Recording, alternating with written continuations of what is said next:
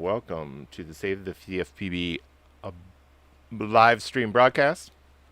That was the new intro music. It's not finished yet, but that was the first draft, and it's not bad. Today, it's episode 4. Today, we're going to be joined by Fred Zeleny, veteran game designer. We're going to talk about a number of topics. I don't think there's anything else to start off with. I'll do some highfalutin speech at a later time. For now, let's talk to Fred. Okay, we had a little bit of an audio issue with Fred right before we started, so let's see if we got him now. Okay, Fred, I'm about to unmute you. Go ahead, Fred. Are you there, Fred? Testing. Can you hear All me? right. Yes, I can, and you sound good. And I don't hear myself Hey, I was echoing. so tempted to just, for comedic purposes, enter in with just a string of expletives. Yeah, and then get the whole thing demonetized.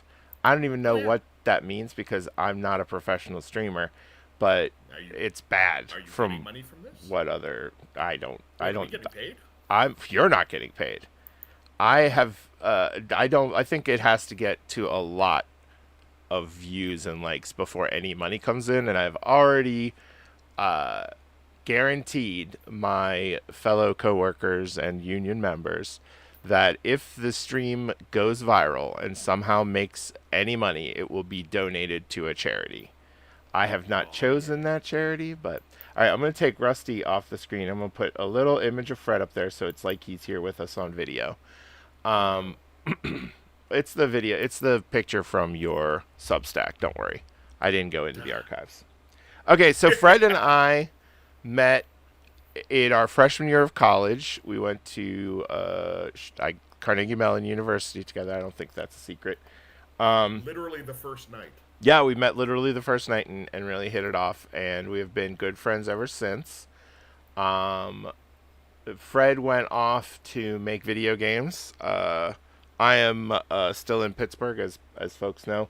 I'm not going to Carnegie Mellon anymore. But now I do work for the Consumer Financial Protection Bureau, and part of the goal of this stream is to bring attention to the CFPB, what we do, and the current problems that we're experiencing, and hoping to ask people to help us out. So I'm going to get to that real quick, Fred, and then we're going to jump into my first question for you. And we're going to, Yeah. just as a heads up, Fred, again, has many years now, 20 years of video game design experience, a lot of Yes, narrative sir. design, right? I Mm-hmm. mean, that's your That's my deal. specialty. Yeah, not so much the coding No, I am some not a something to freelancer. happen, right? Or making art, although you're an accomplished artist. Once Um, upon a time. I mean, I bet you could still paint a mean painting. Um, I can charcoal a decent person. get charcoal and nude like nobody's business. So we're gonna get It is nobody to else's business. Thank you. we're gonna get to the title about narratives, video games, AI in the future. Fred thinks he's underqualified for this discussion. I assure you he is overqualified, but we'll get to that. So the Consumer Financial Protection Bureau, CFPB, was founded 2010. I might not get that date correct, but it was after the 2008 crisis as a result of the Dodd-Frank regulation, law, sorry, and it is exists to protect consumers from fraud, from banks who are exploiting their customers or otherwise engaging in deceptive practices, that sort of thing. And we take complaints on the website, which is consumerfinance.gov. I should put that in the script somewhere. I don't have a script. I, But I'm just going to put up very quickly the two asks real fast. Fivecalls.org. Ask your Congress people to restore funding to the CFPB. And the Stop Scammers Act, which is currently in the Senate, is a great way to do that. So urge them to support the Stop Scammers Act and to support it in the House. I don't know that they have a bill yet in the House that matches it. Whatever. So fivecalls.org. Just call them and tell them you support the CFPB. That's good enough. And second, we have a petition we're trying to get folks to sign. Go there to change.org/stop vaught. Vought is the surname of the current acting director of the CFPB. We have a lot of information there. If you agree with the petition, I always say this: I would like for you to sign it. You don't have to sign it just because I told you so. I want you to know what's going on. I want you to sign it because you believe in it. But please do, because that really helps us get the information out there. Okay, so Fred requested today that I play Dwarf Fortress. So very quickly, I'm going to introduce Dwarf Fortress. It's a game. Yeah, because I don't want anyone to have excitement in their life. I want complex and dangerous civil engineering. It's, I wouldn't even call it that. Dwarf Fortress is a game that is not appearing on the screen for some reason. I'll figure that out in a second. It's a very dynamic, simulationist kind of game. Very, very high end. And it is, again, not appearing for some reason. I wonder what I did with that. Did I ruin everything? I don't know. Yeah, the That's funny It's thing all is, I right. can see it on our thing. Oh yeah, yeah. Fred is seeing it through a back door, if you will. I wonder if it's because I am streaming it What? that it can't get it to work here. But we'll figure Yeah, that out. Oh, you can stop it there, and I'll just watch on the I'll watch on okay. the stream. That I maybe I'll do that, and we'll see if that will fix this little issue. I don't. Thrill at the wonders of live tech support. Yeah, it's wonderful. It really, trust me, I love doing it this way. Um, No, it's still not there, but that's all right. Let's get started on our discussion, and we'll have that game in Sure. the background. Yeah, I want to I'll talk randomly as you no. fiddle. I have a question that I have topics that we Ah, can like spin off of. So the first preparation. one, not for you, only for me. Fuck. I So mean, gosh. okay, I'm gonna turn you up a little bit. I just started monitoring the audio just real fast, and I think I need a little boost for you, so that's fine though. And I'm gonna Okay. turn me down a little bit because I think people need to turn me up, and you're kind of maxed out for me, so I don't want to Hmm. blast their ear holes. Okay, I want to talk. I want to ask you. I'm gonna kind of suggest it. I don't know if this is really a question, but uh, I guess the question is what is your thought or your idea about the place of iteration in narratives? Specifically, I'm thinking about obviously everybody rewrites. That's not really what I mean. What I mean is the iteration over history of narratives, how narratives draw from other narratives, how narratives build on previous narratives or understandings of things like archetypes, and how that has um, been an iterative process following generations of people, fans of people's work who are fans of other people's work, etc.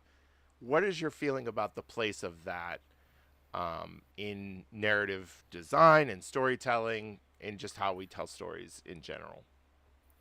Oh man, that is it is a rich subject to start with, and Yeah. I could talk for a long time on just iteration to begin with, because I don't know I don't know how often you've dealt with people in a professional writing capacity, but just the number of times that your average management or coworker who is not a writer sees a first draft and assumes that that's the finished thing and doesn't understand that any story has to go through so many revisions. It's kind of shocking. But yes, so on the larger cultural context, I mean, there's no shortage of uh, examples of how kind of a lot of our culture is based on stories that we've had at various points and how they have become shorthand in our experience. Shaka when the walls fell. Yeah, exactly. That's I yeah. was just thinking of Next Generation right there. Right. That is a perfect That is example of it. just for folks out there who don't know, that's a reference to an episode of Star Trek: The Next Generation, where a language is based on idioms essentially. But go ahead. where there is in fact a shorthand that is communicated by referencing a previous piece of cultural work. Mm-hmm. Oh my god. Oh my god, Damak and Jalad has become Shaka where the wall when the walls fell for modern geek society. I, Oh, I would you agree. live you live long enough to see your own culture become the cornerstone of new culture. Oh, that's beautiful. It You is know, just on a kind of similar topic, like being someone who, and both of us were there when the internet, I don't want to say we were there when the internet started, but we were there when what became memes, social media, and everything else. We were there in the earliest days with, T1 access because Carnegie Mellon had oh yeah. very, very good internet. And so, and that was just like, everything was starting off then. And to see how everything feeds off itself, it's kind of like I really love kind of the cultural, I don't know, dust ball, dust bunny that is like that we use a floppy disk icon to denote saving when no one Oh has used a yeah. floppy disk in that floppy disk, at least in like 15 years, 20 years. Yeah. But I anyway, sorry. mean, we were. Oh no, by all means. I'll just keep rambling on if you don't interrupt, and I No, go prefer to ahead. actually respond back and forth with you. Yeah, yeah. I mean, Chuck and I were part of like early email lists that were really active, and we sort of saw this early version of what would become, a lot of like bulletin board culture Mm-hmm. or forum culture, just in like a group of maybe 30 people because we all larked together, Mm-hmm. and it was it was a weird like we didn't realize that at the time, but so much of it was kind of a preview of what a lot of the internet culture would be as we, developed our own inside jokes that 30 people got and made no sense to anyone else. And we still communicate that way today, Mm-hmm. sometimes, for better and for worse. But yeah, so the iterative steps of storytelling. I mean, kind of all of culture is built on the past of culture, and you get this thing where stories that are popular will be remembered and retold by people a generation or a half a generation or whatever later when they're telling their kids or people that they know, but they'll still take those stories and revise them to make them more culturally relevant to today. You see that with everything from religious tales that went through dozens of generations of oral tellings before they were even written down, and you see that today with like comic books.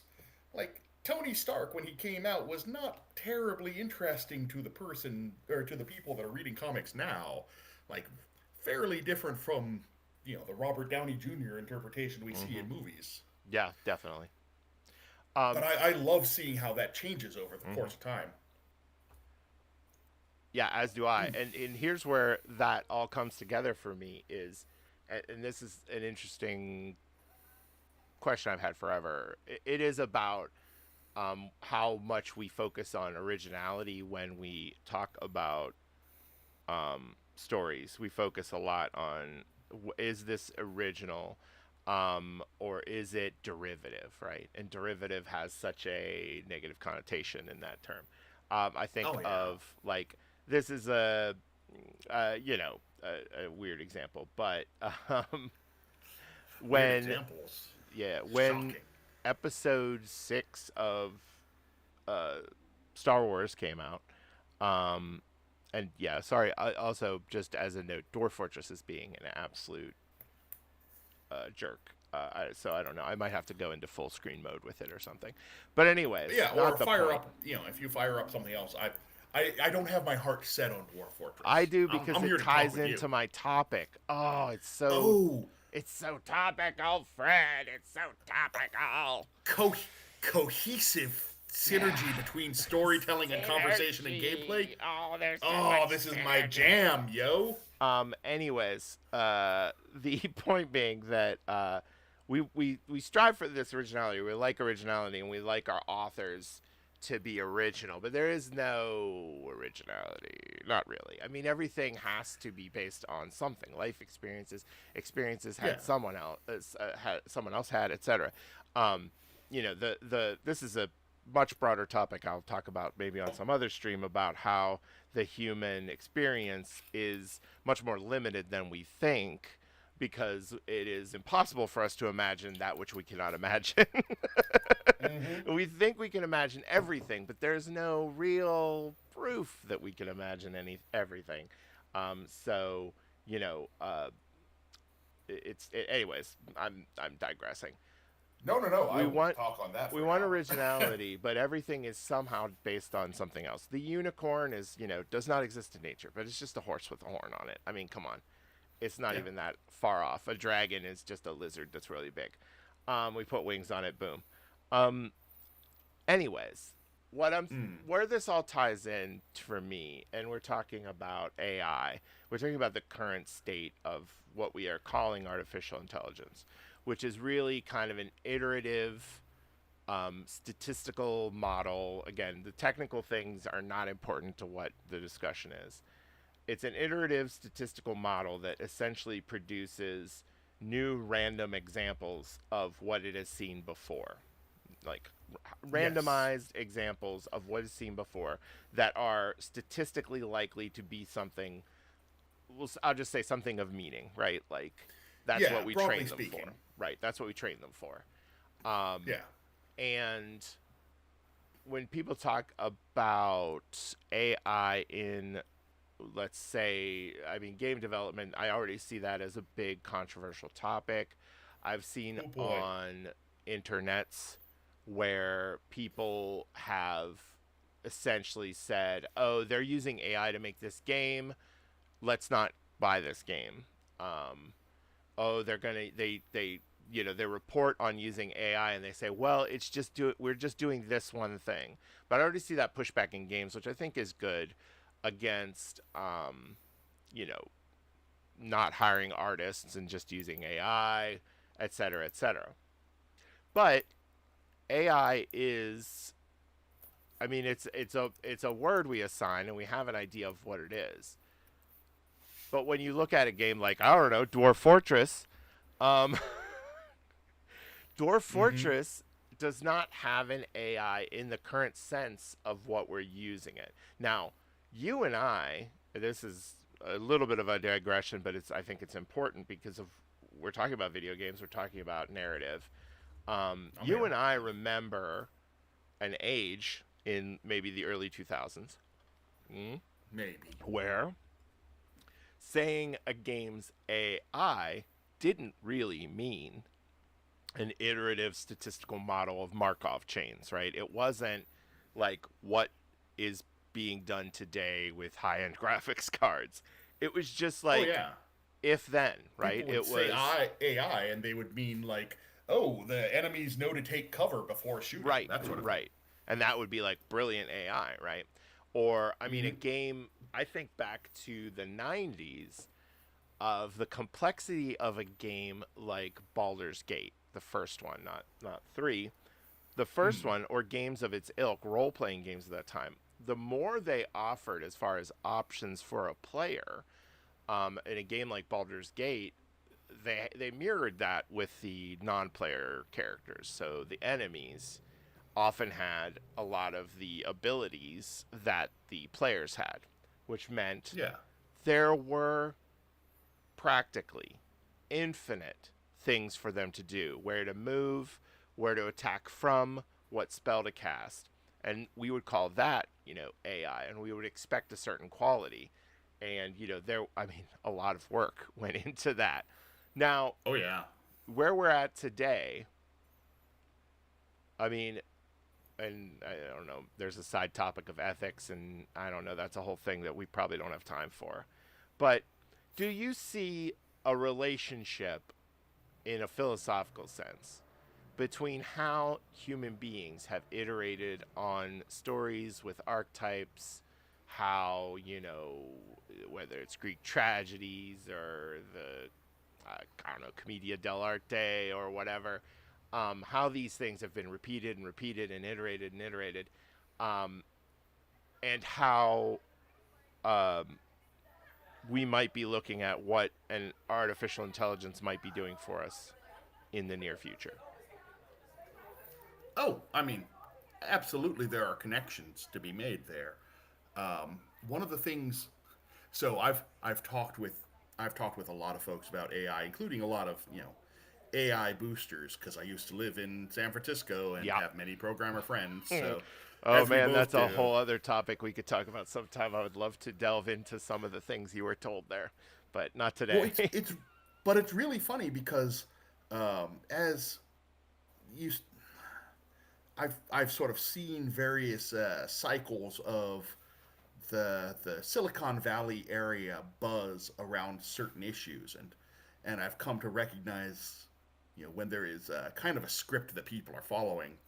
And one of the things that I saw a lot early on, especially for people that were boosting AI, was, well, that it's just like humans do. It learns from humans, and humans learn from humans, so it should be exactly the same. Why do you hate?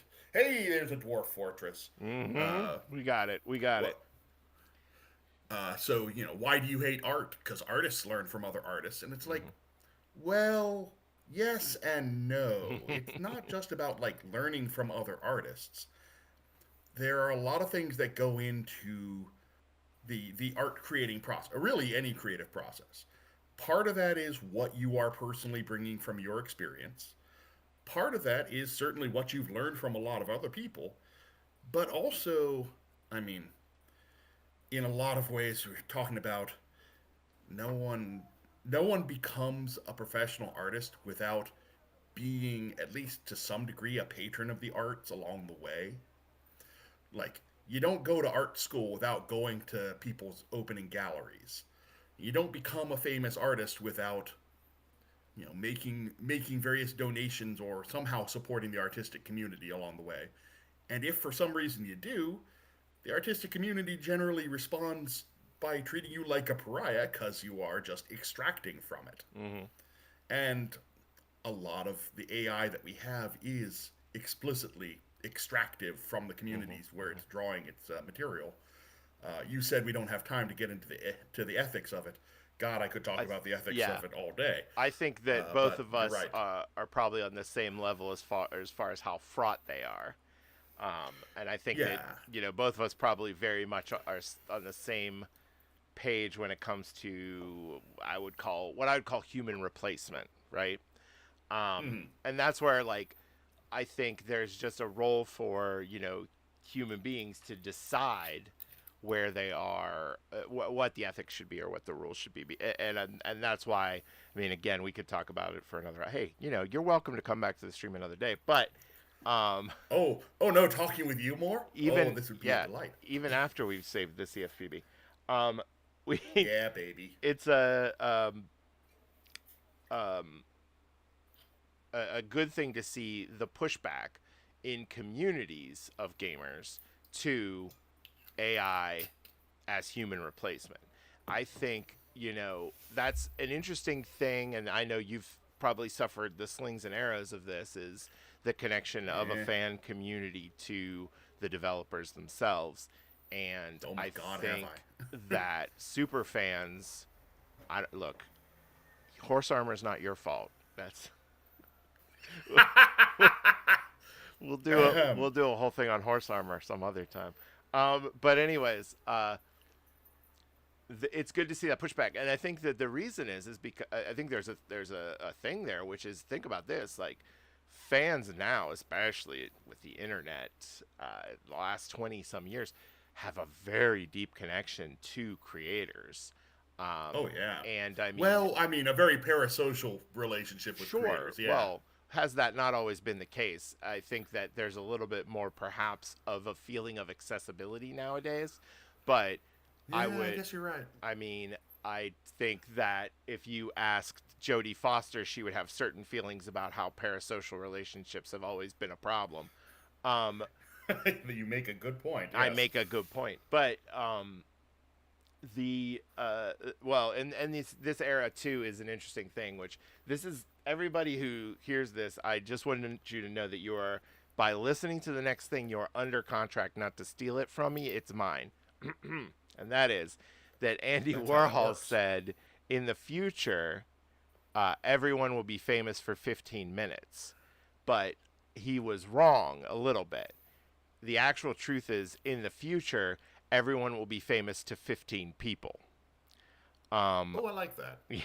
And that's where we are, really. And I mean, here I am doing a live stream, and that's exactly what the live streaming world is, right? It's just, people who are able to kind of create little pockets of that. But, anyways, so talking about fan engagement, though, like, would you rather have an AI who's generating stuff?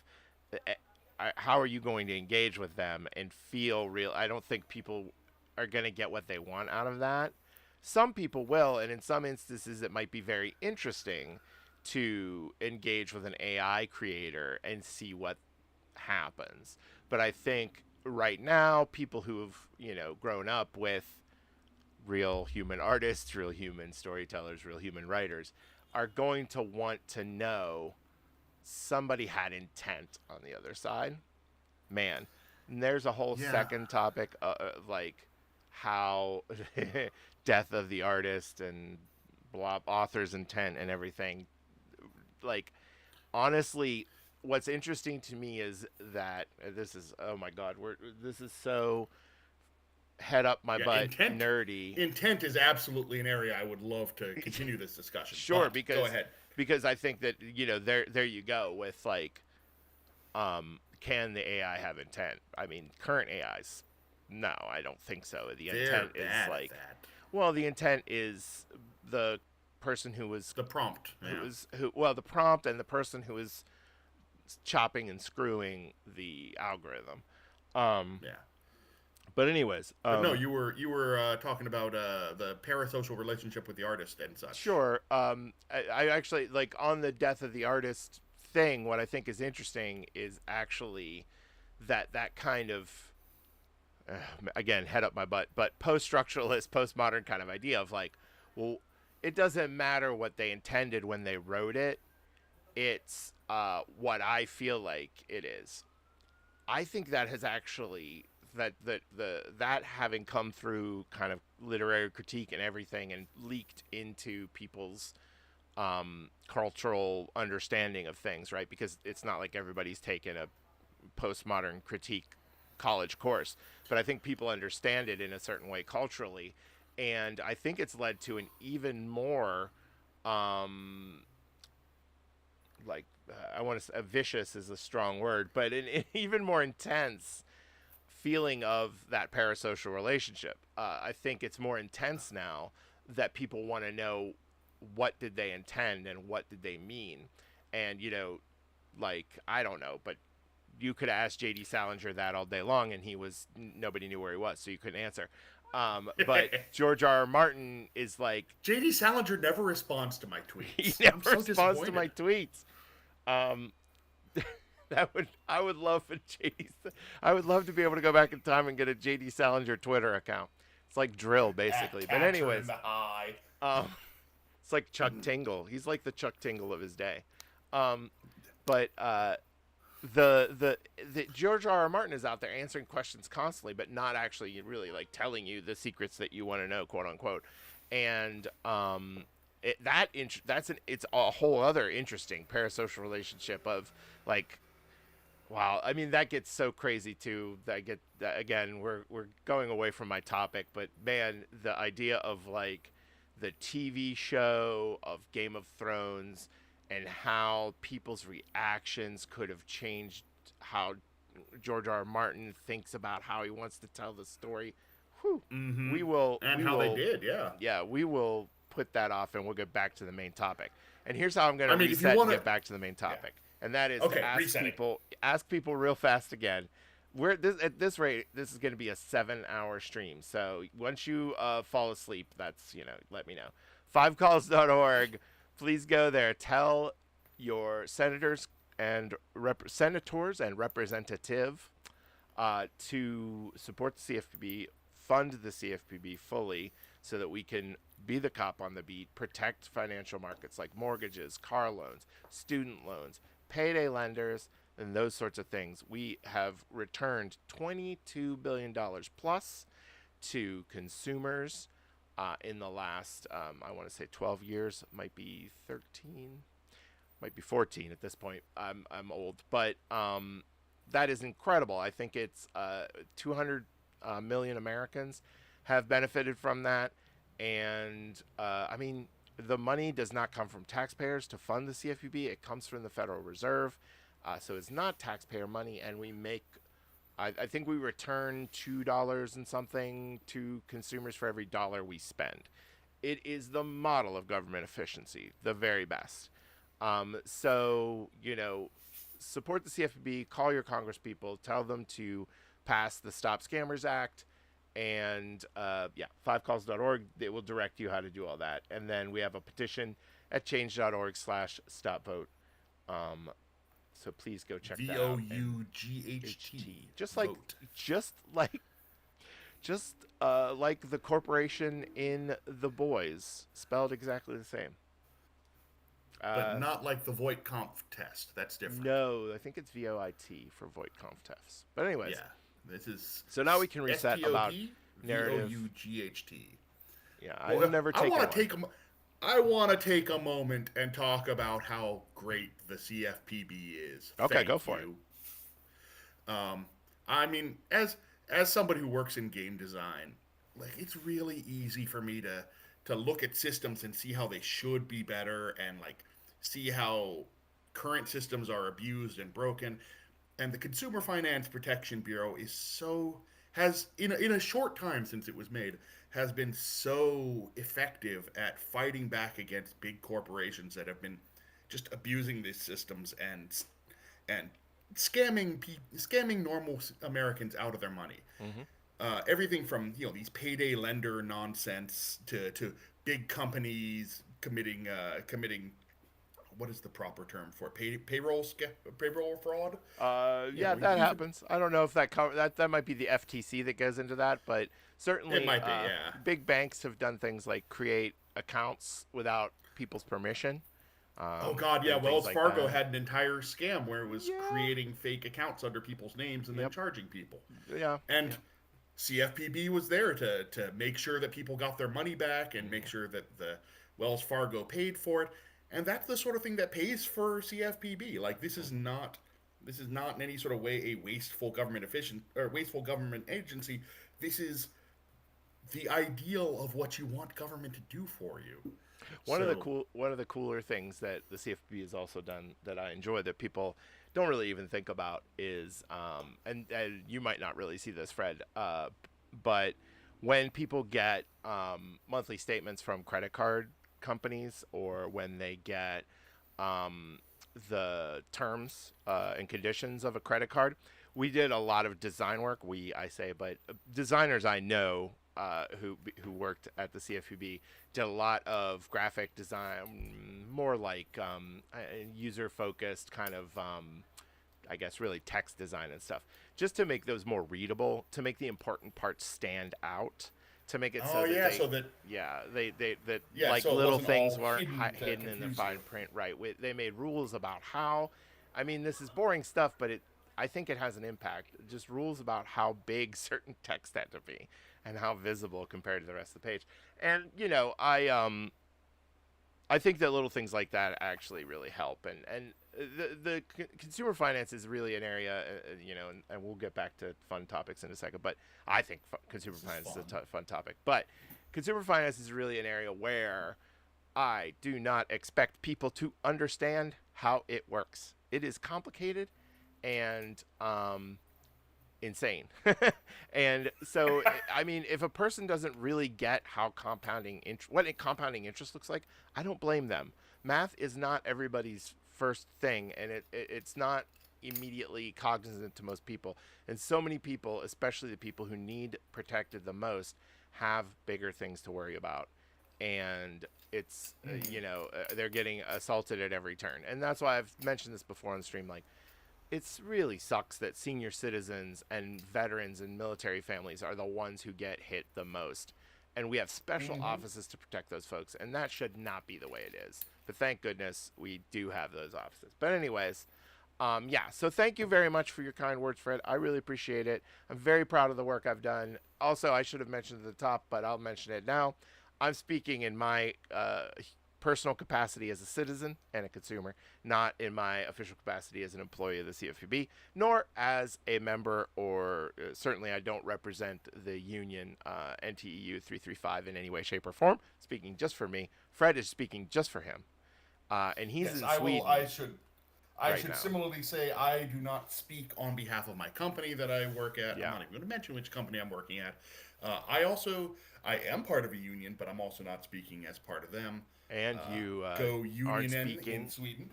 You aren't speaking on behalf of Sweden, Nope. former kings I'm of Sweden. No. I'm not even a citizen of Sweden, although my application is pending. Oh, Harold Bluetooth, not speaking on behalf of him. He was Danish, but I would never.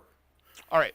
So let's talk about iterative gameplay. Let's talk about narrative. Let's talk about how all this forms, because what we're going to talk about now is Dwarf Fortress and the interesting way in which it does narrative through simulation, or I should say, emergent narrative.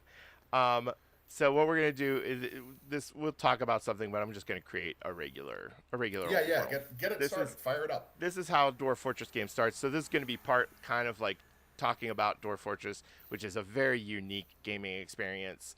Part talking about what it does, and just exposing people to something they probably haven't seen, because it is not a big name game, and it's not. I love it, but it is not what people expect when it comes to visuals.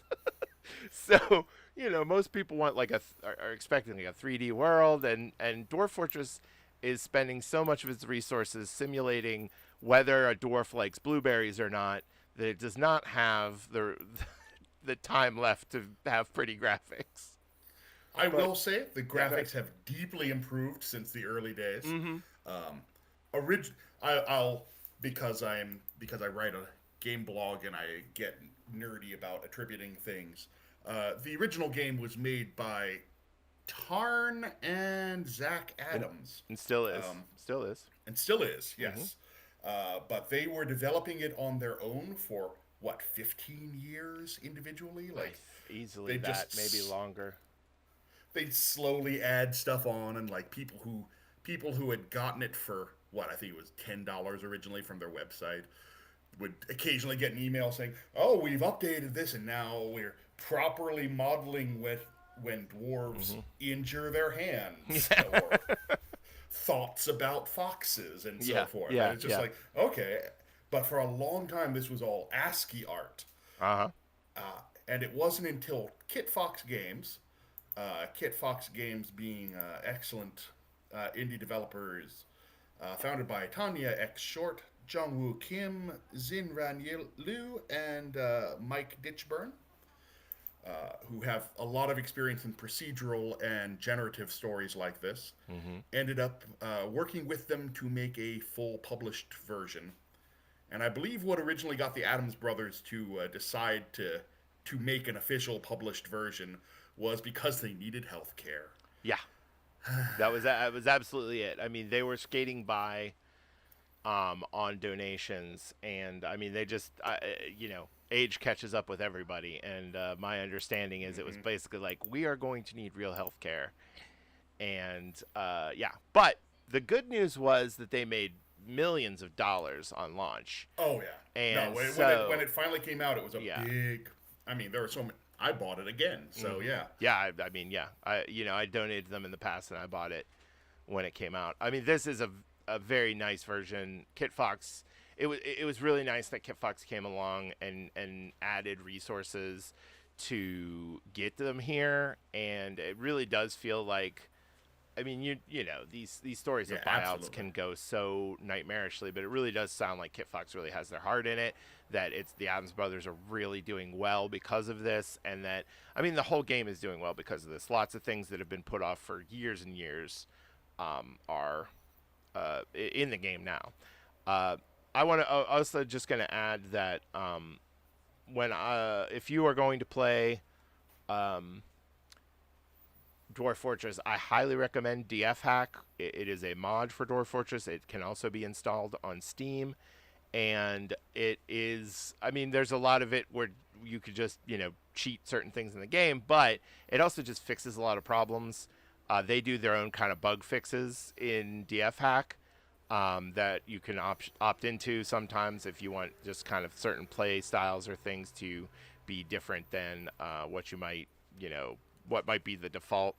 And it also just, a lot of times, this problem with Dwarf Fortress is that so much is being simulated that it really can kill a PC's processor, and eventually the game just slows down to like an unplayable level. So this DF hack can do things like just clean up mud, like just because mud can be kind of a it could pile up and it's being tracked everywhere, and it just if you don't care about mud, you can just be like, you know what, game, I don't want to know about the mud. Just clean up all the mud. If skeletons, or like it's keeping track of dead people that it probably doesn't, that aren't important enough for it to keep, like that it needs to keep track of them, and you can just tell DF hack like, just erase those people. I don't care about them. They don't need to be in the Yeah. historical record, because And by DF, people they mean like everything that has died within a yes, 10-mile radius of yeah. your base. Dwarf Yeah. Fortress, well, I mean, in the world to some degree. There, in the Yeah. world, as you are playing in a little fort somewhere, the whole world is not being simulated. Well, it is, but not at the level at which your immediate area is being simulated. And dwarves and other Yeah. places are not being simulated. But there are some characters that are just called historical figures. These could be dwarves, humans, goblins, necromancers, dragons, all sorts of different critters. If they're historical figures, and the game keeps track of them, but that means the game is also simulating what they're doing off in some other kingdom far away from you.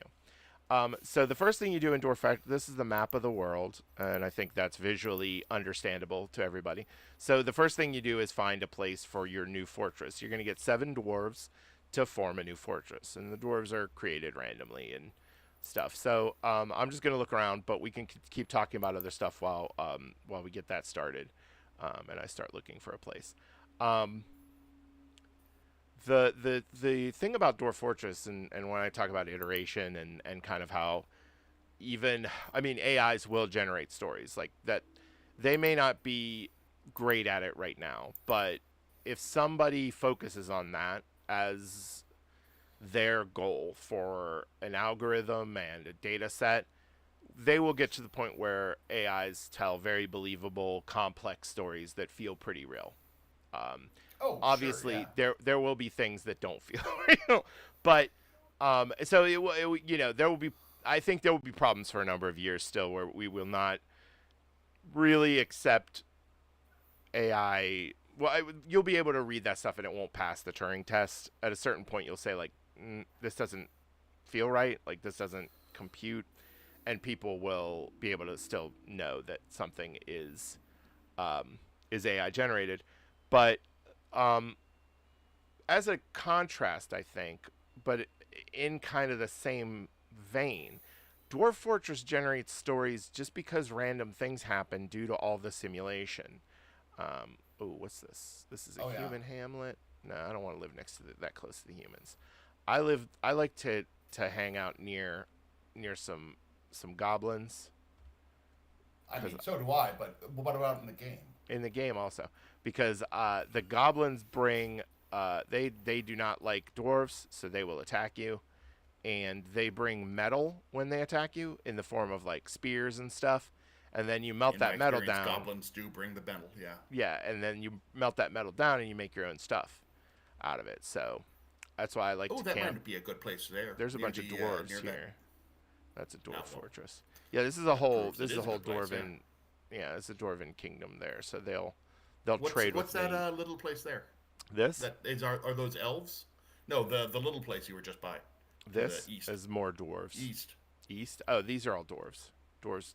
So up here in Uh, the orange, up they get here everywhere. in the orange text, you'll see what the civilization is. So there's some humans. They live south of the Oh yeah, okay. dwarves. I'm going to go back to the big map because that place was crowded and not goblin-y enough. Now, if you look in the summary up in the right, I can see how close goblins are and other neighbors. So up here, I wouldn't even be near any dwarves. This is just all goblin. So Oh dang, those goblins have a good city they coming. have a big continent basically where there is nobody else up there. So maybe I'll Oh, just good build for near them. that. Well, I'm going to build near that. It might not be good for them for Maybe. long. Oh, maybe let the goblins have their own fucking thing. Hey, you know what? A, don't swear on my stream. B, Sorry, sorry. B, um, I'm not going to do anything to the goblins. Yeah, you I'm won't. I'm just going to hang out. If the goblins do something to me, we're going to have words. I'm just going to be swinging my swords this direction, and if they charge into them, Hey, I can't be held responsible. So, yeah, yeah, please. one of the wonderful bugs that uh, was discovered in Dwarf Fortress. Oh, there are doors up here that are near these goblins. Um, In some sort of a fortress. in some sort of a fortress. I think over here is probably my best bet. So I'll be in like wagon distance from the other dwarves, but I'll have Yeah, fire some it up. other neighbors. You gonna be This from is the what's wild, this? the Goblins? walled spear, That's yeah, dark goblins. Ooh, dark goblins and dark humans. Love those the guys. paper of More lenses. dark humans or dark goblins over here in this little crazy place, and this is dark goblins. Whoo! Now we're talking. Okay, Look at all these what makes them goblin bits. dark? What are we I talking about here? I don't. It just. I think it's that they're evil. They're an evil Oh, I civilization. see how it is. Well, here's the thing that goblins do that dwarves don't. If you want to be judgy about their various civilization moralities, right? Goblins will Sure. come and kidnap your kids and then raise them as in their society. Do they? Oh, Yeah, that's kind of they nice. Cause kidnap I, baby cause I know dwarves. what, cause I know what my dwarves have done whenever they go to goblin villages, and Well, that's not leave any kids alive. I I don't know about that. Um, okay, there's a light aquifer here. Some clay. Aquifer means water runs through the stone, so as you're digging, you'll encounter water, which is kind of annoying. But as long as it's light, it's not that bad. So there's a There's a fortress light here. I think a aquifer that never fortress here. goes out. Yeah, Yeah. Well, yeah, it that's actually not a bad doesn't. place. Water flows forever from aquifers. I don't. Just like in Minecraft. Yeah. Yeah. So, one of my favorite bug stories from Dwarf Fortress, sorry, I started it and failed, was that there was a bug where cats kept dying from poison, and Tarn, the main developer, couldn't figure out what was, or was trying to figure out what was going on, and he realized that he had added cats grooming themselves, and Oh no. so what would happen was there would be people in dwarves in taverns drinking, and then they'd just dump their mugs on the floor, and then the floor would get beer, a covering of beer, right? Which is a light poison. Which to the cat's poison resistance was like skewed and off. So the cats would step in the beer, then the light covering of beer would go from the floor to the cat's paws. Then the cat would clean itself, and the beer would poison the cat and kill it. And that is the level of like simulation that's going on in this game. When a dwarf cries, its eye gets a light covering of water. Like there's so much simulation going on for no reason. When they make meals, you can tell, like you can look at the meal and see everything that went into it. I mean, it's pretty crazy. But anyways, so This to me is what makes real art is an almost monomania of dedication to a thing. And in this case, the thing was, let's just simulate it all. it's just everything Yeah. and yeah, I mean that's what they started out with. Like they wanted a game where if you were fighting, it kept track of like every hit location and la la la, and it developed into this, which is now extremely insane. I'm just gonna embark because I don't really need to. Yes, yes, We please don't do. need Sorry, to. I keep distracting you No, I'm with being nonsense. myself, which is when I play this game, I'm looking for the perfect place that needs to blah blah blah. Okay, it told me I have an Chuck, I aquifer. love you, That's but you're going to fine. need to be 25% less you. Yeah, tell me about it. All right, so now it's telling me that a bunch of stuff wasn't available. That's easy to fix. So it's like food, buckets, splints, crutches, wheelbarrows, step ladders. Who's ever needed any of those? I mean, I do, but you know what? I can make most of them. So I've got some dogs. I'm gonna Yeah, you get can a make lots of buckets cat out of dogs. and a kitten. No, I'm Apricot sorry. wood is A available. lady. No, I want to. Yeah, a lady cat and a Don't male make a cat. lady out of wood. No, because I do want cats. Cats hunt rats and stuff, which is very useful because you don't want that. All right, I've got all these points left, so now I realize there's like not. First of all, I need more wood probably because it said one of the log types was not available, so I'm gonna get a bunch of wood. I'm just gonna take maple logs. Invest in more Actually, dogs. no. Build your empire out of If dogs. anything, I would go for oxen or something in that category. I'm gonna go with black Oxen are pine like logs. big dogs. In many ways, dogs are not. I mean, I take dogs because I love dogs in real life. It has very little to Fair. do with their usefulness in the game. I'm gonna take some chinchilla meat. Delicious chinchilla meat. Is that just because it's cheap meat or It what? it was already in my list, so I just added Oh, more. yeah, okay. And then let's see. I need where is the so obviously getting into this game is hard because there's It's a bit of a so much cliff of a to barrier to entry. know, right? And it's another thing about this game, which is not reflected in a lot of games, but I think now is found in kind of the whole roguelite genre, and that is losing is fun. Yes, yes. That is the central concept of Dwarf Fortress is that you're something's going to go wrong at your fort. There's going to be a monster that comes up out of the deeps and you weren't prepared for it and it destroys your whole fort. There's going to One of your be people is going to have a bad day and just go and insane. just go crazy and murder everybody. Yeah, It's bad. Like like there's they just a lot do. of bad stuff. Yeah, digging implements. I'm gonna get another copper pick. I got 95 points left. Let's see what's in the animals category. Let's get some Let's. lambs. Well, I'm gonna get ewe. Oh, I can't afford an ewe and a ram. What about cheaper And things? Goats. it's not great if you only have Goats one. are cheaper. Well, you can get another one with trading. Oh, yeah, if they show up in time. Yeah, I'll get some hens. Let's see some geeses. So I'm watching on the stream, so your video is like Yeah, I 30 understand. seconds after, and I'm I'm just sorry. like, oh, you will go for the goats, I I see. am getting goats, and yeah, and I'm gonna go with three geeses. I got 1 point left. That's Yeah. fine. Oh, and I forgot that we have to create a cool name. The current name is Organized Portals. There's also a full Dwarven language in this game. Organized I'm going to portals. You can go do better than with that. the let's see, health healing. No, heavenly. Yeah, the heavenly. Um, stream, right? I mean, this is Sure, the why heavenly not? stream, right? Actually, can you do the consumer finance protection dwarves or something? No, because it only is words that are in the language, and I can They promise might you have those aren't.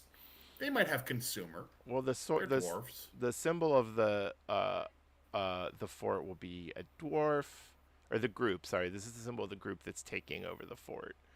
It is a dwarf, and a coin. How about a coin? There we go, a Sure, coin. yeah. And the action is the dwarf is admiring the coin.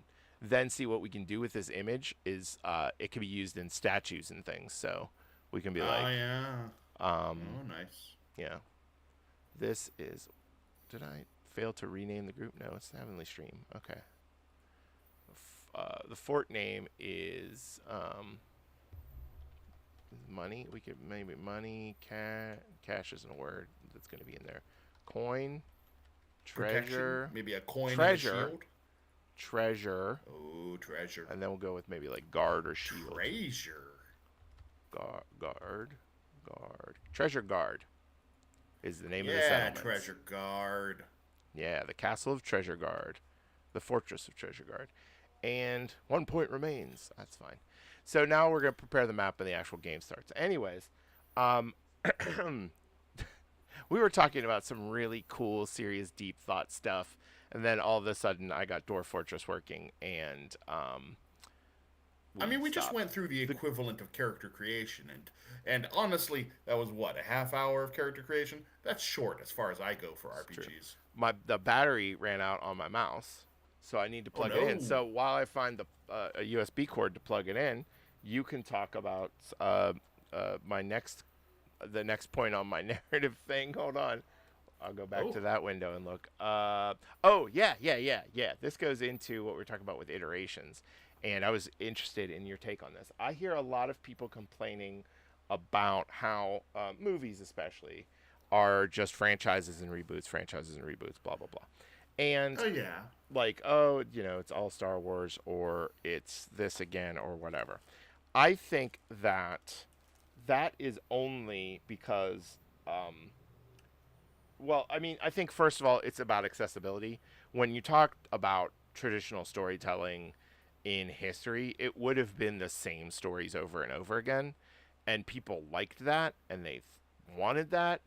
They enjoyed hearing classic stories. And I mean, it's not like new stories were never invented, but I just feel like when the mummers came into town, the people in that medieval town weren't like, oh, are they doing, you know, the They're feast doing of the the thing with the thing bells again. again.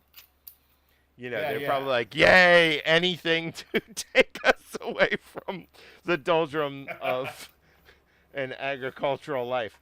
Anyways, and I think this is interesting because, for instance, I mean, not to harp on George R. R. Martin, like he's not my favorite author or anything, but I think he is an accomplished, good author who does a lot of great world building. But what I think is interesting about his stories, Game of Thrones especially, is that he has said, and I don't know how much he looks at them this way, but he has said that they are kind of an answer to Tolkien. Like in many ways, it is a Oh yeah. a take on Tolkien. It is also a take on the historical events of the War of the Roses, although, how much? Well, a little bit. It is See also, exactly how long that lasted. Yeah, yeah. I mean, he but it is very also much. very It is very much directly, a response yeah, to Tolkien. yeah. But he also very admittedly, which I disagree with him a little bit on Tolkien, but that's fine. It's also very deliberately in many places referential to other things he's a fan of. H.P. Lovecraft, Cthulhu mythos type stuff. Mm, mm. Michael Moorcock and Elric very directly referenced, in many many times over, and a couple others. Um, so I think that there's like what is a I think people complain about this. I don't know how much it's valid. I think each thing can stand on its own. I think people I mean, whatever, to each his own. There's no accounting for taste, but this would be a really boring discussion if we were just like, well, everybody gets to like what they want to like. Instead, let's get into it. Um, Yeah. so, So, how do you feel oh about yeah. that stuff? Yeah, just go off, King, and I'm Oh gonna yeah. find a chord. And get yourself some batteries, and I will talk at you for a bit. So, um, I first of all, you're absolutely right. I know George R. R. Martin has talked about a lot of his stuff being a sort of a darker response to Tolkien's more heroic, legendary stories, and that is for everyone who hadn't seen it at the first time. Everyone was spoilers for the end of book one slash season one. That point where Ned Stark fails to get away from being beheaded is Yeah, kind of a big deal for everyone who yeah, is not aware of what Game of Thrones is about there. yeah. And I mean, I think that Uh, it's like a big deal for. I think George R. R. Martin is introducing everybody to a style of authorship that actually has flourished, but I don't think a lot of people saw in media, in visual media, in movies and TV shows. I think that people who had been reading for a while have read a lot of stories like that, where mm, some favorite character dies very early on in the story. But I don't think that many people saw that on a TV show. But go ahead. yeah. So to reference another great author in the field, Terry Pratchett had a really fantastic thing he said about Tolkien and about authors that are so prominent in the field that everything has to at least acknowledge them in some Mm-hmm. way.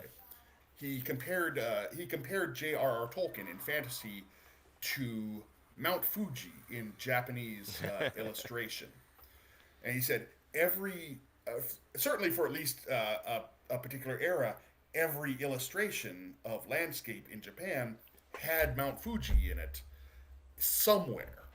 And the only ones that didn't have Mount Fuji in them were illustrations that were supposed to be standing on Mount Fuji looking outward.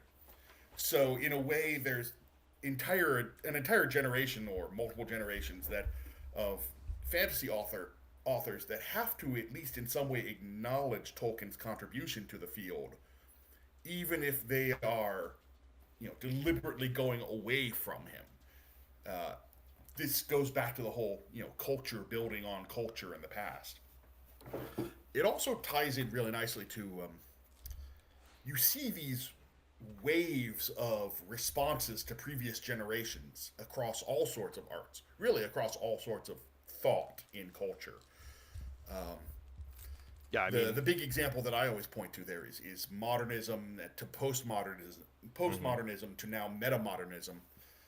And metamodernism is still new enough that there's kind of a whole generation trying to figure out exactly what they mean by it and like, how do we respond to postmodernism in some ways.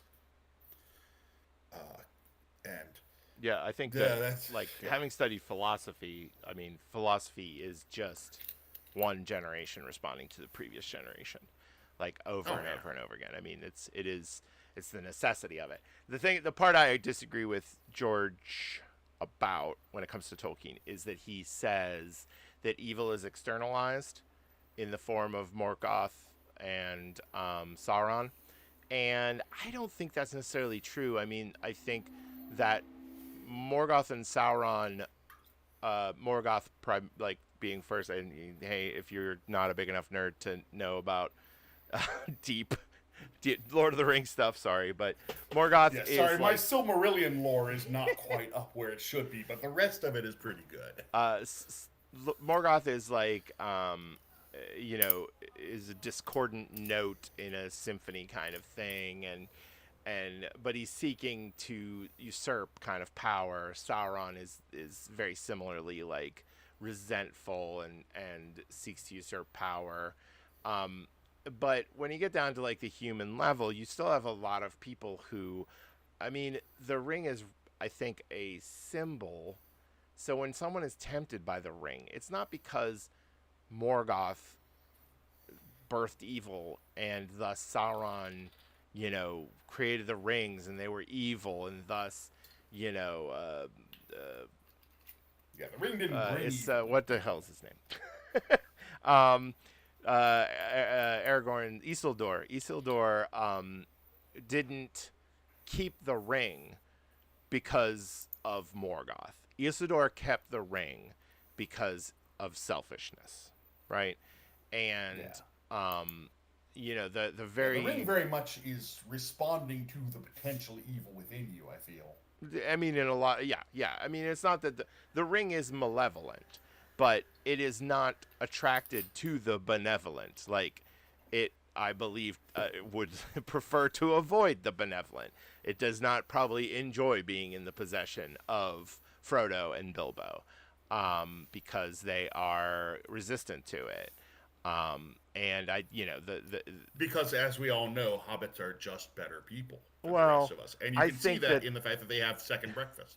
I mean that second breakfast is better, but It I think is. that the hobbits represent a simplicity and and that humans in Tolkien's world represent kind of the more complicated world of competitiveness and I don't know, humans in that world just seem more selfish. And the hobbits are I extremely selfish, but On simple such in a their small petty selfishness. scale. Right. They're Yeah. so petty that it's almost like they're beneath evil because they are petty. So it is a wild I place, but anyways. All right. I'm going to hit okay Oh here. yeah. Let's see. Yes, Okay, we've got please. a wagon now. All right. First thing you do, You've got a wagon. deconstruct the wagon because you're going to get logs out of that. So this is a map, and you got little dwarves. I got some chickens. I have a lot of animals. I should maybe have not put so many animals on this trip. That's going to be a You lot of brought management. geese. So Who this is thinks geese is a good idea? they lay eggs, buddy. This is a tree, lots of Yeah, you trees. gotta So one get of the them. weird things about Dwarf Fortress that makes it hard for people. I'm moving around the map, and I don't know if it's easy to tell, but is I know it's You hard to don't tell for realize those you are trees. because you're That's a stump. you're 30 seconds behind. But anyways, um, Yeah. the if you go you can go up elevations. So now I can see the upper parts of the trees, and now I see the tops of the trees, and you can see my dwarves fading into the background, which is nice. They didn't used to do that. You used to only really be Yeah, able to that's see new from one what thing I've at a seen. time. And then we can go underground, and you can see underground. This is just unknown rock right now. So we dig into the ground to make our fort. So what's interesting about this embarkment place is that I'm on top of a hill. Sorry, this is probably very confusing to those of you watching, but I'm on top of a hill. I'm kind of looking around to see, and it looks like a lot of times I prefer to build into the side of a hill, but it does not look like that's going to be an easy ask here. So what I'm going to have to do is dig straight down. So the first thing I'm going to do is just dig like a pilot hole where we're going to do a temporary kind of base. So I'm going to find kind of the center. This is the center where they put the wagon. Yeah, dig And down and then you'll build out a side exit. yeah, I'm gonna want my main tower to be central because I love patterns, and in the center, that's where you want anyways. So I'm gonna build the kind of Oh yeah. temporary home over here into the side of this dirt. Whoops, I hit the wrong key. Yeah. Another thing that's Get hard your about boys Dwarf some Fortress shelter. is learning all the keyboard shortcuts because they make your life easier. Ooh, clay. Ooh, sandy clay. You know what we can do with clay if there's clay here? You gather it up Right. and you make clay pots and clay bricks. Oh, clay industry, it's so great.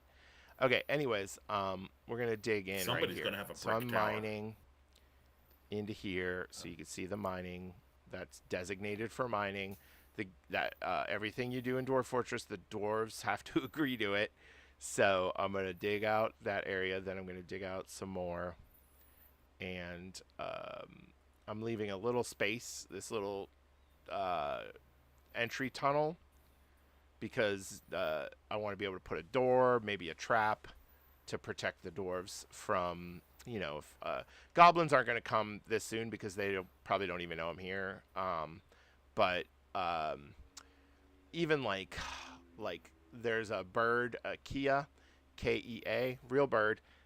They are parrot-like, and they love to fly in to your fort and steal your food. And I don't love that. So I'm going to Jerks. probably build some cage traps and Big capture old them. jerk bird. They are jerk birds, yeah. I mean, you have to be wary of jerk birds, dingoes. Dingoes can be really bad. So, anyways, Classic I've jerk told them dog. to dig this out, and what I'm going to do is the first thing we're going to do is the miners will dig that out, but I only have two people who are qualified to mine. So I'm going to go here and make a stockpile, theoretically, maybe. Yeah, get your stuff out of the rain. Don't the rain won't affect it that much. I just need to give jobs to my other dwarves. I don't want them lazing about. So I'm gonna make a stockpile. Whoops, and I'm going to tell them to put my wood here. And that'll just give them something to do because Yeah. they're not got much to do. And then the next thing is once we get some stones, I guess I could actually. This is unorthodox for Chuck, for the Chuck way of doing things, but I'm going to be what O build O for Unchuck-the-dox. workshops, T for stoneworker, and I'm going to build a stoneworker shop out here. I'm going to Oh, build it out of wood. I could have assigned that what they were going to build it out of, but I didn't. I don't like using my heresy. logs. Well, logs are very precious materials, Yeah, I and I guess you're don't not. like Well, you've got using. wood. You've got trees out there. Yeah, but here's. I don't know if there are elves nearby. If you cut down a lot of trees, the elves get mad. And Yeah, I know well, they you're can like, suck F if the you're elves, dwarfs. who cares? But they can get mean. Yeah, they do hold a grudge. They are mean. Okay, so here you can see this is just dirt floor. It's sandy clay cavern floor, which is good because, like I said earlier, we can use that to gather clay later that we can use in kilns to make a lot of very useful items. But there's no stone here, and stone is pretty much essential. So now I'm going to dig a tunnel. Or I'm going to You'll dig a have to dig down a stairwell. while to get to some solid stone, won't you? No, it. I think there'll probably be stone like one level down. I Okay. can already see over here. There's some rock conglomerate, which is kind of rock that's poking up in the grass. Oh, But I like a good rock conglomerate. conglomerate It is the name of the rock. But yes, so there are many kinds of stone in Dwarf Fortress. They are all simulated, including like their temperature values, like what their melting points, and all sorts of things. So if you put a I do stone love that. construction in magma, it has to be magma proof, which means it has a higher melting point than the magma. You can there's a wonderful wiki that tells us all these things, although a lot of that stuff is available in game now, thankfully. Yeah, it's much better than when you sort of Yeah, had to know. you just had to know. All right, he's digging down here. Look, we already got, yep, conglomerate. So this is going to be stone. So as they dig, there's a chance, I don't remember what it is, 1 in 4, 1 in 3 or something, that when they dig out of space, also you can't see it, but I'm constantly pressing the space bar to pause and unpause the game, so that I'm not wasting too much effort. Set it And on easy. Waste the effort. Come on, this is for the so here audience. they dropped this a boulder, okay, and that is extremely useful. So a boulder. Why is nobody building this? Is it because I have no masons? Nobody on construction duty? Oh, Stone my dwarf keeper. cutters, engravers. Everybody does this. The boulders. Woodcutters. I have woodcutters. Let's see. Tasks. Construct building. It's paused. Why is it paused? I don't want it paused. Unpause it. Why was it paused? I don't know. Make it top priority. Some of these things you're seeing are also part of DF hack. So like prioritizing this make top priority thing is a DF hack add-on. Again, highly recommended. It just makes the game much more playable. So now what we want to do is we're going to take this boulder and any other boulders. Ooh, this is see this shape is different. That's because it's a metal ore. So we're going to take that later and melt it down to make metals. Then we have nice. We got shale, limestone is great. We can use that to make steel. Kaolinite is a type of clay boulder that you can again make clay things out of. More limestone. This is tetrahedrite, which is an ore. Limestone. Pudding stone, which is delicious. No, it's just Pudding stone? yeah, Wait, it's wait, just a wait. regular Pudding stone. stone? I think that's a real stone. I don't know. I am not a geologist. All right. Now, finally, we have a guy making things out here. All right. So, what we want to do with boulders Pudding stone. is we're going to add a task.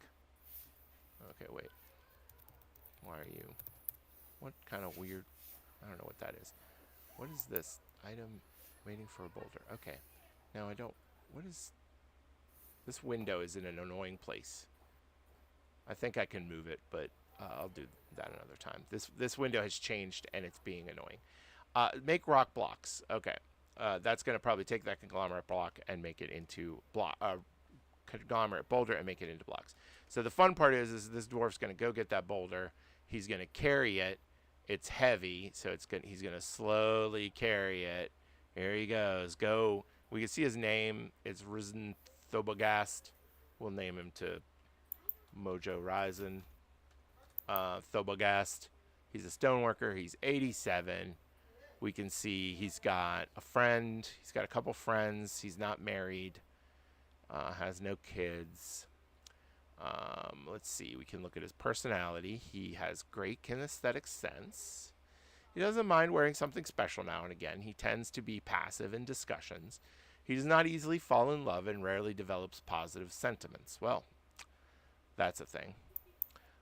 His preferences are bismuth, black diamond, impala hoof. Man, good luck. You're not getting that.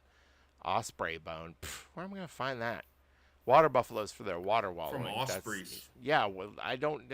Who knows if there's even osprey in this area? He needs. It's not. Well, Mojo, maybe you came to the wrong place. See his values, his items. He's got clothes. That's great. He's healthy.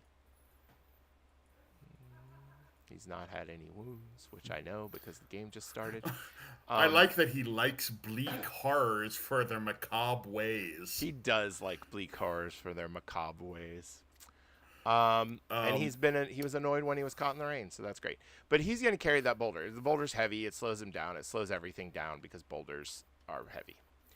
Boy, you are going to carry that load. So that's why we're going to turn the boulder into blocks. One boulder can make 4 blocks, and then we can make lots of stuff out of the blocks.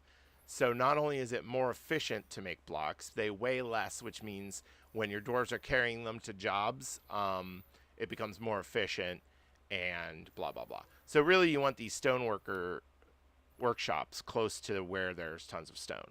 But I just needed a temporary one, which I made out of wood. Again, I don't like making things out of wood if I can avoid it. Wood has other uses.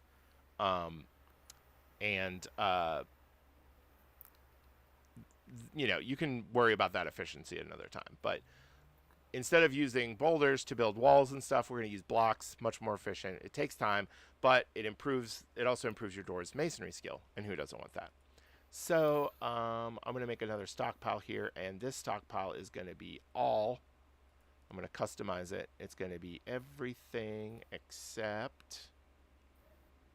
Let's see. We don't want corpses or refuse. You don't need That's wood, fine. and you probably don't need stone. I want to say no wood there, and no stone there. And that way, they'll bring hopefully all the rest of the stuff that we brought to bring, on the expedition. All this stuff that's laying up here, they're going to bring down there. So efficiency of stockpiling and moving things and having things where you want them, and especially having them underground. So that, again, birds don't steal them. That's important. Okay, we want to graze our animals too, so I'm going to very quickly create a zone up here. It's an animal training. No, it's not animal training. It's a pen pasture. So we'll create a nice big pasture up here where there's grass. And we're going to add animals to it. The dogs can live there for now. The cats can roam around, and all the hens and gooses and geeses and yaks can all live up here. So some of them will go there willingly and hang out. Some animals might need somebody to take them to the zone. Some will occasionally leave the zone and be real pains in the butt. And that's why I often, when I'm keeping animals, I prefer to keep them underground. But to get them underground, you need a place where grass grows, and that's not happening here right now. In the future, it probably will, but there's a variety of circumstances there are a variety of reasons that they don't grow underground. We have flies down there, but that's fine. Another nice improvement in the game, one of the best things in the world, is that food now, I mean, it's magical, who cares, whatever. Food does not rot if it's in a stockpile, and it used to. and it's so easy to get way too much food and just have a food overload. And then when it starts to Mm-hmm. rot, you get huge problems. So, um, the last fort I was playing with, I had to have like I had animal overpopulation and butcher shop overpopulation. So like things weren't moving out of the butcher shop fast enough, but the butcher shop is in a stockpile, so they were rotting. Blah blah blah. So I had a pit just to throw food into because I Yeah, had of too course, much of like you do. it, and it was a lava pit, so it would disintegrate, and then I didn't have to worry about the frames per second impact of having too much food. Oh. Okay, all right, Fred. I know it's getting late for you there, so I think we'll Yeah, yeah, probably no, I'm wrap good. up here in a little bit. Um, I can only talk for so long, unfortunately. I'm still recovering from some throat illness, but I'm just gonna Oh. take a quick break to do my calls to action again. Hey, Woo! Call them five fivecalls.org. calls. You just put in your zip code and it'll tell you who your representative is, or close enough. It'll tell you. I mean, I don't know that zip codes and representatives work together that way. Zip codes are really complicated. I know too much about zip codes because, again, of a CFPB project I worked on. But um, call five or go to fivecalls.org. Call your representative. Call your senators. Tell them the CFPB needs to be fully funded. Tell them the CFPB is an important government watchdog that has been keeping banks and other lenders honest for over a decade, has returned $22 billion, over $22 billion to consumers, and support the Stop Scammers Act, which will restore funding to the CFB and help in a lot of other ways. Also, I want to just mention too that the CFB takes complaints. Again, you can go to consumerfinance.gov, and actually, our front page currently sends you right to our complaint page. And we take complaints, and they are sent off to the company in question. And a lot of times, that helps consumers get a response. It's not guaranteed, but it can really help. So, if you're having a problem with a servicer, mortgage, student loan, car loan, payday lender, bank, traditional bank, anything like that, go there and file a complaint, and hopefully we can get you a result, a response at least from the company. I think we've already had something like 4 million complaints this year or more. I think we're basically breaking records. Um, it's a lot of complaints. So this stuff doesn't stop just because CFPB has been kind of operationally defanged by the current administration. Complaints keep rolling in more than ever. Oh So yeah. again, it's very important. And we have this change.org petition to jump over, look at it, read it. If you agree, sign it. I think you'll probably agree with our sentiments there. Okay. Thank you again, Fred, for your patience and Oh, of honor. course. And we've completely lost the topic, but there's some important dwarving going on, so whatever. Yeah. It's No. it. We covered the gamut, and I people are think the seeing the their own. emergent. Good. So I think the emergent storytelling in Dwarf Fortress is really fascinating because, as you say, it it takes such a maximalist approach to simulating everything, and you Yep. get these stories. And for those, for I know you know this, Chuck, but for those who haven't played Dwarf Fortress or heard about it on the line, On the as line. we hip young internet cats say. Yes. Us Gen Zers. One of the things that really helped it spread when it was relatively early was you would have sort of early descendants of Let's Play videos where people would play these games of Dwarf Fortress and then document their experience over the course of years of in-game time. And I think I think Boat Murder is the Boat most boat murdered. familiar one. Yeah. Boat murdered is the big one. Yeah. There's a lot of internet devoted to boat murdered. Yes, like people made comics of the various things that I think went wrong, and and how different people went crazy, and it's just And Boat Murder might be a one thing that people did with Dwarf Fortress and still do is, and Boat Murder might be an example, an early example of this, or a prominent example of this. They would take, they would run the fort for a little while, and then they would hand it the save file over to other people. Like they'd publicize the save file, so you could download it and then pick up the fort from where they left off. And oh, I didn't so, know that. yeah, people would hand these forts around, and I think Boat Murder might be one of them. I don't remember, but yeah, that's a whole genre of Dwarf Fortress as well. Is running these forts with these characters in them, and then turning them over to other people and letting those people take a swing at it. I think that's really fascinating because again, it's shared storytelling. You can see a similar sort of thing that happens in Minecraft too. Any of Mm-hmm. these worlds that you can slowly Absolutely. build. The game developers conference of some year, I 2000 whatever. remember that one. Yeah, they one of the fun things that us game developers do there is we have these we have challenges for making games along certain themes. And one of the themes that we did, or that was done there, was I believe it was a mythology and storytelling and like cultural continuity.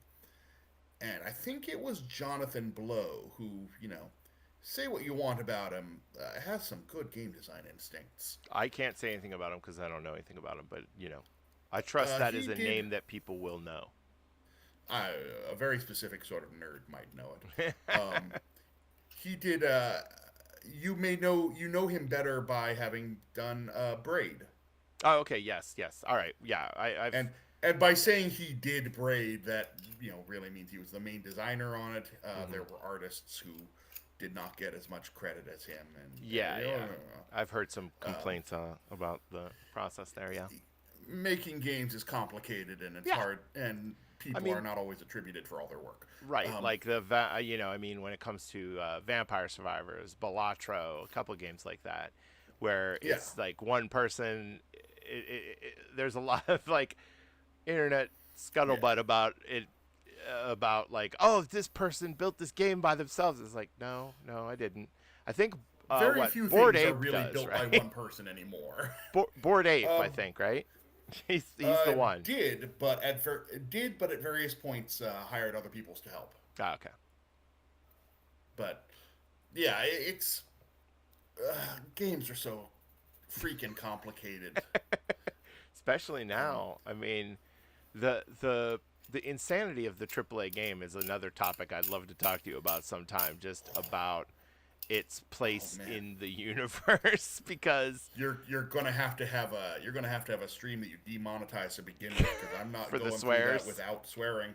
Yeah, No, I mean it's I'm fine. not doing that one without swearing and We'll without drinking heavily, we'll probably. put up a warning, but or maybe we'll do it offline and I'll beep you. We'll do it not live, and then I'll just beep That you. could be that could be an equal delight, It really. could be fun. Um, Yeah, I mean it's a lot of fun. Um, so I'm making a bunch of rock blocks because they're useful. So that's what I was yeah, doing. rock All them right. blocks. But no, just the money that gets spent into video games that I take a look at, and I'm like, did you really think this was a good idea? What was the Arkham one? Was it? It was Suicide Squad, right? I think that came out. I mean, not recently, like a Yeah, year or that was more ago now, but was just overwrought with like Diablo style item drops and improvements of +1, out of 3,000 or something. Just completely over the top crazy with that stuff in what otherwise looked just like a Fortnite, or a, so. This is you and I have both worked at companies at various of various scales, mm-hmm. and so we're both familiar with the way that sometimes the bigger a company is, the dumber it is. Yeah. And that's it's not that anyone individually there is actually, it's not like there is some idiot clown prince who happens to be in charge of all decisions and they It make all the worst decisions. it is Although sometimes it feels like that, but sometimes that happens, but it is a the wildness of kind of the diffusion of responsibility in a different kind of psychological sector. It's like the diffusion of yes, yes. intelligence. Yes, it's very much that. It's a combination of diffusion of responsibility plus people that are there's so much money being spent. They are super cautious about Yeah, how it's going yeah, to be yeah. used, and so they take the safest and or the quote unquote safest decisions. And by safest, they mean, well, it polls well. Right, trendy. This game already did it, so we can rely on it, which is the biggest mistake. To be like, Exactly. they did it, so we can just do the same formula, because that is exactly what doesn't work in so many cases. It's not full. I mean, let's be fair. Yeah, it's Blizzard has made an entire corporate entity out of somebody else did it, so we're just going to do that. But they do it by they're going to do it always doing better it and better. polished. Yeah. Right, right. But this is something that we've seen, and I cannot speak about Concord directly because I don't know anyone that's worked on it. Yeah, I'm not I'm talking not about. Yeah, telling yeah, any drama. yeah. But this is something that we've seen a lot in the recent years. Is uh, big video game companies will chase these trends, and it's usually what is the thing that made the most money in the last 5 years. Let's make a bigger version of that. And so the live service game is just a lot of people saying, man, Fortnite keeps Yeah. making money. We should make one of them Fortnites. And what's insane is that there now have been a billion of them Fortnites, and Fortnite is still the one making money. Oh, yeah. I mean, I mean, I don't know I what mean, the you and I actual saw this. performance is. I just know Fortnite is still around. It's still kicking, and they're adding new stuff to it constantly. And occasionally you get, like, you've got smaller live service games like Marvel Rivals will have their Yeah. time in the sun, and then they'll sort of, sink back down and Fortnite will continue. We so we used to for the listening audience who doesn't know our history, we used to play a lot of World of Warcraft Yeah. together, being in a Yeah. big progression rating guild. Yeah. So, but World of Warcraft was a huge one of these at a certain point, and you would hear it. It's, working in the game industry, you would hear like people pitching, "Oh, we're making this game. It's gonna be a World of Warcraft killer." It's going to be our World of Warcraft killer. And like every studio would have their version of the thing that's going to be the next World of Warcraft. And none of them were the next World of Warcraft. They just never were. Yeah. I mean, it's Because yeah, like if you want to make a World of Warcraft first, you've got to spend a tremendous amount of effort to make something that was as good as World of Warcraft when it came out. yeah. And those of you that haven't played World of Warcraft 25 years ago or whatever Yeah. the heck it is now, Well, you don't can realize. again. Do you know No, no, about no. You. World of Oh, Warcraft Classic? I know about vanilla, and I'm sure they have a new version of vanilla that is just They going back to the beginning of vanilla. But Yeah. even that is better than it was when it Oh came yeah, out because in they many fixed the ways, yes. bugs. In many ways, yes, yeah, yeah, yeah. I remember playing Different, that balanced it back when I was differently. living in Yes. Pittsburgh, and it was like, oh, okay, well, I sure am seeing a lot of orange here in Durotar, and I don't know where to find Mankirk's wife. Nobody has ever found her. But No, it's really it's sad. just it is interesting because to me because of I just and again I'm not the Yeah. businessman or the economics guy, but it's just to see how many indie games do so well. Not I mean because of just originality, trying something different, um, the pouring their heart into it. That I'm just surprised that I'm honestly surprised that AAA games still get made. It really is. It really is that thing where all the innovation that you see mostly comes from indie games for various reasons, which Hmm. you've listed. Like it is, uh, you generally don't start an indie project if you don't have a concept that you really love. Um, a lot of AAA studios, they'll have occasional passion projects, but sometimes they're making a game because they need to keep having projects on the Hmm. schedule to justify still employing people. Yeah, yeah, yeah. And I mean, Um, yeah. The thing about AAA games is the reason I say that I'm surprised they still exist is honestly the how big of money losers so many of them are. And I don't know how many end up, making bank or whatever. When you look at the movie industry, there's, uh, a lot of thought that goes into making back your money and money that oh goes yeah. into marketing and blah blah blah. And I don't know what that looks like for these AAA games that seem to flop for me. That seem to be like, okay, wow, you spent a lot of money on that, didn't you? And then you never hear about them again. They just are, they fly right by, and it just seems like that happens so much that it surprises me the studios still churn through that money. Well, But I oh guess yeah. you Well, got there's investors. If you've got people who are willing to throw money at you, then it'll keep happening.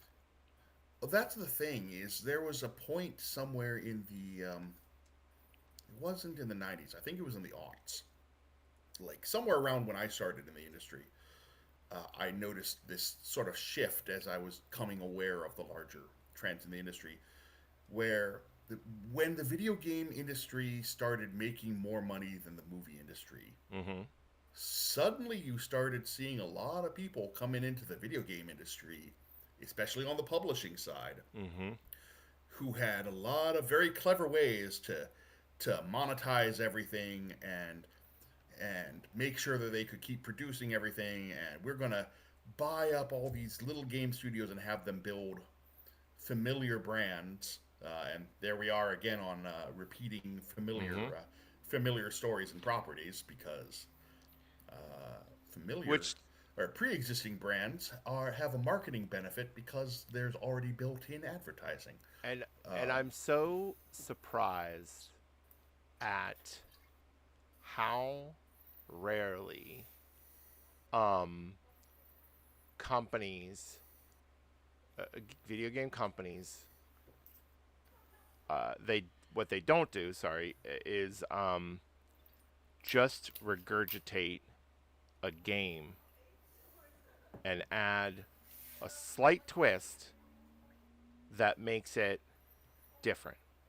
The best example of this is The Legend of Zelda Tears of the Kingdom, which is just a lot of The Legend of Zelda Breath of the Wild with some new stuff added. Um, it is a stupendous game. It Mm-hmm. doesn't suffer at all from the fact that you have played Breath of the Wild, which has the same map, at least one third of the map, Yeah. the same characters, the same items, buttons, blah blah blah. Doesn't suffer at all. Um, one like it's weird. Nintendo has Like a always been series like very forward thinking about a lot of that, though. yeah, that's true. And I mean that's the same thing with a lot of the Mario games, and I mean Mario Karts. They don't um mess with what works, and it's surprising to me when you see a series like um one of my like favorite games, even though it runs really choppy on a PC. It's better now because technology because PCs are so much better. But just Cause 3, what a great Oh game! God, yeah, But Just Cause 4 yeah, is kind of crap. Just Cause 3 is a very good iteration on Just Cause 2. And yeah. then Just Sometimes Cause some of 4 those they games required one or two right. tries to and, really and Just capture the Cause feel. 4 they really didn't try again. One of the games that they just announced is Dawn of War 4. Dawn of War 1 was perfect and everyone loved it. I mean, not everyone, but I mean it had a huge fan base. Dawn of War 2 was Mm. okay and wasn't really a Dawn of War 1 rehash. Had some elements of like that real-time strategy stuff, but also like a lot of narrative elements that made it very good, very different from the previous game, but it still held up because they had done they had taken away a lot of what was great, but they have added a lot of other great stuff, and so it kind of evened out. And in Dawn of War 3, it's like they abandoned both of what was good about Dawn of War 1 and Dawn of War 2, and it was just kind of like meh. And so here you have Dawn of War 4 being announced, and the kind of read between the lines of it is like, don't worry, we're going back to what was good about Dawn of War 1 and Dawn of War 2. Okay, well, why'd you make Dawn of War 3 that way? Like, you knew what worked. I don't understand it. Like, when you have that brand uh, recognition and fandom, it just makes sense to me that you would iterate on that same theme rather than go far afield. But anyways, we're way off topic of what we were What I will supposed to talk about, but say, it's fine. what I will say on that, and again, don't know anyone on Dawn of War 1 through No, 4, yeah. so I can't speak to the specifics. We'll just But I assume will you say, don't know anybody in the video game industry. oh yes, I've been in this industry for 20 years, never met a soul. Why you wouldn't want to get to know these people? No, That God, I what? don't Yeah, go that's what drinking you're with saying. them. No. But no, but one thing I will say is that it is frankly a miracle that any video game ever gets made and works. Yeah. Especially if you've ever worked in any sort of testing or anything, it's just shocking the number of ways games can fail and break and not live up to your original goals, or just maybe you had great ideas and great plans, but just you couldn't get things to run, or stuff changed at the last minute, or maybe you had programmers that had a different idea, or you didn't communicate it well between the team. It's just there are a million ways that any big group project can fall apart or not reach the dream through no like. And that doesn't mean that any of the individual people involved are bad. It just means that there were maybe communication issues, maybe weird publishing issues, maybe just stuff outside of people's control. Like, it is a miracle that any game gets made at all. So even just making a sequel that is more of the stuff we know Yeah. worked is kind of a crapshoot, because you never know if you're going to be able to capture that magic again. And I mean, making in the specific case of Tears of the Kingdom, the upgrade that it was from Breath of the Wild was very impressive. The Oh God, amount they yeah. squeezed in, um, I mean, this is the constant thing of video games is that the Nintendo, for people who don't understand the technology and stuff, the Nintendo only had so much space on the cartridge, and the processor could only do so much. So at a certain point, you hit a wall with how complicated or big a game could be. And And you there's go some to the next programming stuff in generation. there that there's some programming stuff there, especially in the most recent, not yeah, Tears of the Kingdom, that is an absolute flex for what Oh they yeah. can get away with on the engine. You look at like the weird chain physics they have. I have seen There's programmers weep hot yeah. tears over of frustration of just looking at that and going, "How do they get this to work?" The engine is insane, and by that we're talking about how the physics are simulated.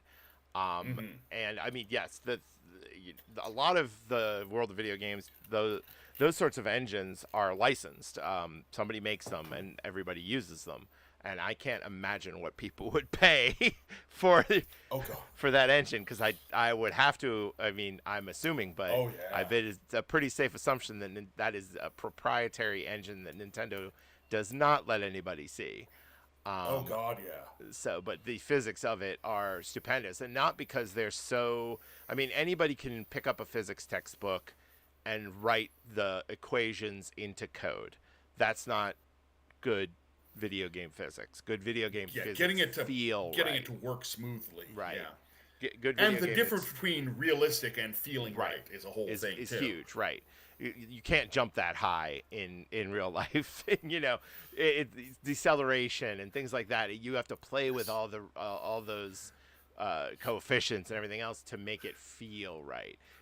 Yeah, one Because of my biggest frustrations is nobody in video games ever like uh, crouches down to prepare for a jump. They just yeah, jump. yeah, we just jump And you know right up. why? Because I played in games where we added the mechanic of like hold down the A button and then release to jump, and everyone hated the feel of that. Oh, I mean, it's it coming from the world of web design. I Oh have yeah, similar yeah, I guess stories. so. I mean, a lot of that, and I'm sure you have stories like this too, where it's just like you put a button somewhere and you're like, it's right there. They're gonna see it, and they blaze right past Oh, it. You're like, how did you?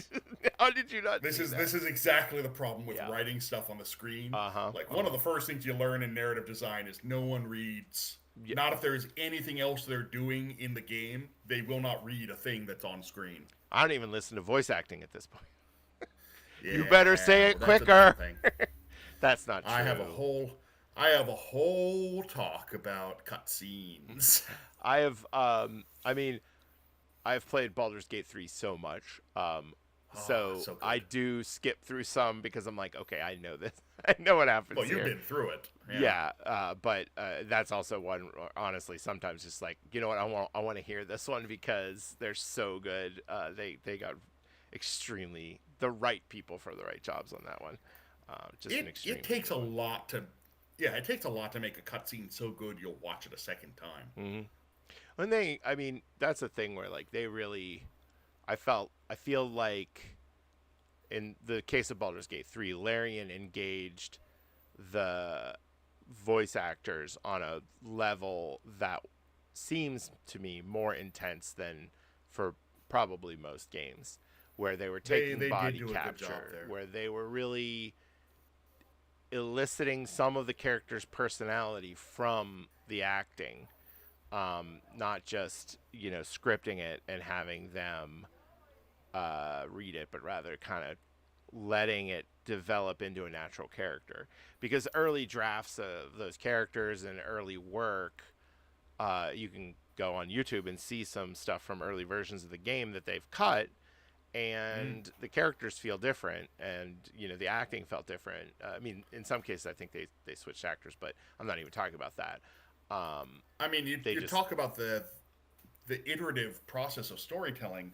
People tend to forget that Baldur's Gate 3 was in early access for 3 yeah. years. And that's another thing about the AAA game, the whole investment thing that and that's another thing though that you can't replicate. Like if companies are looking at Larian and Baldur's Gate 3 and thinking, "Well, we just need to spend longer in beta." That's not the right answer either. It's yeah, it's so many factors. I mean, I kind of wish it's this weird double standard, and there are very few times where I will stand up to defend AAA uh, as somebody who It has is worked what in it it my entire is. Yeah, life. there's great and there's bad. I'm just with the money. My point was really just the money investment. It surprises me that it's still made in Oh that yeah, way. But well yeah, go ahead. there's yeah that's oh yeah. But the thing about like there is this weird double standard that happens between expectations. An indie game will be in develop or it will be in this open development, this early access, where you get the feedback from players. And as far as I'm concerned, in game development, there are phases game development goes through, and there's this phase towards the end of standard AAA development, which is we sort of have a game here, but it's not everything we want. Like it feels kind of good, but we need to get it to feel really good. And that is where most games that's where you get the difference between a game that kind of works and a game that's really dang good. Man, this not swearing thing is hard. Um, That's why I did it. and being able to bring your game up to that point, traditionally in AAA, what you would do is you would have a game that was, if you were lucky, if you had scheduled well and had spare time, it would just be in that last sort of polish phase for a long time, and you'd have everyone in the studio spending their time playing the game and giving feedback and saying like, "Oh, this doesn't work," or "What if this worked like this?" And you would get that really good thing. But with open access, you get that from all of the people that have volunteered to play your game, and that's always going to be like, you know, logarithmically larger audience than you could possibly afford to have employed at your Hmm. studio. In many ways harder to manage, but I mean it's a Oh yeah, resource. It's a resource you can yeah. use. Yeah. Being able to sort out the good feedback from the bad is a challenge, but getting that sort of, I mean, even if you're not listening to their feedback and just getting like the automated mechanical feedback, that can still help a lot. And I wish there was a space for AAA to be able to say, we're releasing this in early access the same way indie games Hmm. do. But of course, Baldur's Gate through AAA, yeah, Baldur's Gate AAA 3 doesn't flew really under the have the radar space. too. Uh, Oh yeah, it did. It was kind of a thing that some nerd hobbyists were yeah, into, but whatever, it'll come out when it comes out. I'm a huge fan of Baldur's Gate 1 and 2. And Mm. I had a vague idea that Baldur's Gate 3 was on the horizon and they were still working on it, blah, blah, blah. I really didn't even know it was in beta. Like, I was like, oh, it'd be nice if they make that someday. And had I known, I might have, been more, I might have been active in it. But I honestly, I'm glad I wasn't because I think that I Oh yeah. really like the experience I had. But, yeah, that Uh, it, honestly, playing in an early access game can kind of be a bummer, yeah, no, because I did beta yeah, testing for many World of Warcraft expansions, and it yes, you did. the worst part is really playing through it again with the same character, and like if any part And felt slightly grindy, you're different. just like, ugh.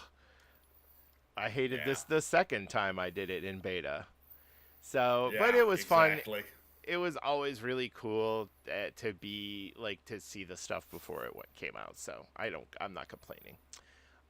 All right, But so yeah, so with a game with I wish that there was a space kind of in a culturally accepted space in the gaming development world for, this is a AAA game. We're going to release it in early beta. yeah, Honestly, the way that there's so much pre-sale stuff that is like, buy now and play 3 days early. yeah. Like, you you should pay me to play a game 3 days early because Well, it's not ready yet. are you doing the server test 3 days? Is that what you're doing? Because No, that's exactly. It's what it sounds always like to me. exactly like, there's you should be able to pay less for a pre-game, for a pre-buy, Hmm. to get to play it, several weeks early, so that you are part of that test. Or, I mean, if you want to pre-buy and get some kind of I mean, whatever, they'll give you a glowing sword or whatever. And lots of Oh people yeah, will the sign the, up just for that and do beta testing for them. the Get a cosmetic stuff beta is cool, testing and badge in the forums. People will sign up for it. So, all right, I just want to, over here in Dwarf Fortress, what we're doing now is a first important step in a successful fortress, and that is creating an office. So I'm going to create a zone here. I've put a stool, a chair, a throne, we talked technically it's about called, management issues, and we made an office. and a door. You gotta have an office. And then we're gonna hit the nobles menu, and we're gonna assign the expedition leader to be Mr. Manager. We can And just say manager. can we say man? Did we just say manager? Okay. And he could be the bookkeeper, and he could be the broker. So what this lets him do is he's gonna come in here, and he's going to do the bookkeeping, which will give us accurate counts of all the stuff we have, which is nice Oh, I forget. You don't because actually get accurate counts no, you of your don't gear actually until you know how have much that. stuff you have. Where's God, I my love this game. yeah, it's really again This like ridiculous it game. is so insanely. What are my? I forget which button I'm forgetting which button is the. Is it I can't objects? help you. Oh, it's objects. Is it objects? No. I'm just totally What are you looking for? blanking. I'm blanking on the inventory screen. Like the Oh, fortress inventory screen and what yeah. I don't remember. key it is. the So many warehouse. Is that right? keys. There's so many keys. No, these are all zones, traffic areas. Those are useful. Oh, stocks. It's right here. Yeah. So you can see right Stocks. now, it's like I don't know. We got like 20 barrels. I don't know. We got How many some blocks you got? I barrels got some blocks. So I mean, you could go around and count, but I don't wanna. But the point is, the game's not doing the counting for you because you don't because you don't have have an a bookkeeper. office. Whoops. And this, so the bookkeeper will do that. The manager manages orders. So now I can make orders. This is happening automatically because DF Hack is like, oh, there's a cow that needs milking. I will automatically set up an order to milk it. Otherwise, you have Oh, to that's like good. set. I mean, that is Yeah, you it set a might be, zone where someone checks for cows or that you need just to be check. milked. You just check every so like every month or whatever, and you'll get a bunch of error messages. Oh, nothing could be milked. And it's like I don't want to see that. So DF Yeah. Hack doesn't just a little bit of a nice thing there. So the manager is important because you want to set up recurring jobs that are set for like if we are low on food, add a bunch of food orders. If we're low on blocks, make more rock blocks. If we run out of chairs, make chairs. And that's, a essential task that the dwarves will do for you to make sure that you aren't, watching every little thing. I'm Yeah. going to turn off these. Because without that sort of meta management layer, Yes. this could quickly be a game where you spend an hour making sure that your people are sweeping the hallways. Yeah. Yeah. Well, luckily they do auto clean. If there's Oh, do they cleaning now? to be done, yes. If there's cleaning to be done, they auto clean. But that That takes a was while. that's It always my requires soap. It requires a bucket. It's a whole thing. So that's always the thing that kills my plays of oxygen not included. It's just like cleaning the clean. hallways. Yeah, the game Oxygen Not Included in many ways has a Dwarf Fortress like aspect to it, but Oh, it's very explicitly, yeah. the amount of time It, spent cleaning in that game, the amount of filth in that game, and the importance of filth is of getting rid of filth. The importance of getting rid of yes. filth is daunting in Oxygen Not Included. And now you're making me want to go clean polluted water. Now I'm gonna go from here straight to cleaning polluted water. But okay, Make sure you build some sort of ledge to keep your polluted water out of your water supply. okay, we're coming up on this at the end of the second hour here, so I think we're gonna probably tune out. But Fred, it has been great to have you. Obviously, Oh, if people like this, we will do it again because I think Fred and I had a good time. oh yeah. And we No, have this is a blast. so much more to talk about. So once again, I will. The whole We gonna turn time, this into dwarf a podcast? Do you want to just turn this into I'm vodcast. trying to think part two? I'm trying to think back off the ground. By which I mean, Oh I yeah. keep saying to Dave, we should get. I'm trying to think off the ground. I'm trying to think for those watching, a podcast I used to have. Many I mean, like when podcasts were young. I would gladly spend an hour and a half with you every couple weeks, Hey, just shooting the shit, yeah, I will shooting the do shucks. until Pardon the me. CFPB is saved. We must keep going. Anyways, but for now we're gonna sign off. I'm going to reiterate fivecalls.org. Please go do it. Call those reps, call those senators, tell them to support the CFB to restore the CFB's funding to pass the Stop Scammers Act. And that Call I don't them know, that you fives. like turkey, whatever. Just tell them your vibe. Yeah, vibe it. You know, just get on there and vibe with them. Again, I've said this before, they've heard weirder calls than yours. So if you want to call and be like, hey, I just want to vibe with you, CFB is good, save it. That's good enough for me. You've done the job, if you ask me. And then we're gonna go to the change.org/stop vote. Uh, that is our petition, and it has to do with the acting director and some actions he's taken. I'll leave you can go and read and learn all about it. I don't need to get into it here, but the information's available right there. Funny, Um, I have signed stop vote right now.